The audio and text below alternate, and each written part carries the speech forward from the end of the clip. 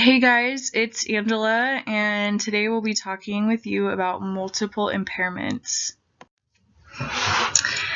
A simple definition of multiple impairments is that it's the condition of having more than one disability. However, according to IDEA, which we know stands for Individuals with Disabilities Education Act, the definition is a little more specific.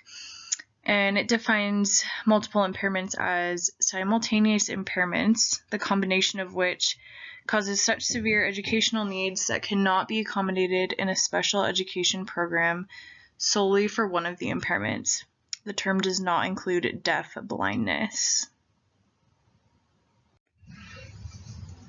All right, moving on to some characteristics and challenges of multiple impairments. Because there are so many different combinations of disabilities, it's not easy to give specific characteristics. But speech and mobility issues are pretty common among individuals who have more than one disability.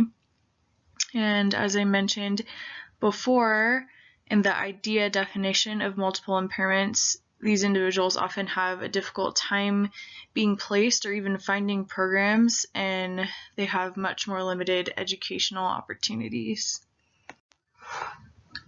So I wanted to give you guys a couple examples of individuals who have multiple impairments, just to give you an idea of some of the combinations that can happen and just help you think of how you might apply therapeutic recreation to those situations. So my first example, Nate is a 12-year-old boy who is completely deaf and who also has attention deficit hyperactivity disorder. Nate loves to play sports but has a difficult time fitting into teams. The next example, Alyssa is a 40-year-old woman who is an amputee and who is also autistic. She's interested in learning how to paint and loves to garden.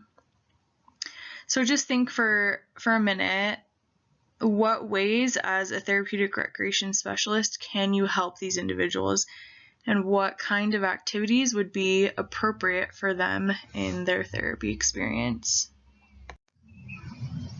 The application of therapeutic recreation can certainly be more of a challenge for people with multiple impairments, but it's essentially done in the same way. It's applied in a way that embraces the needs and the desires of each client.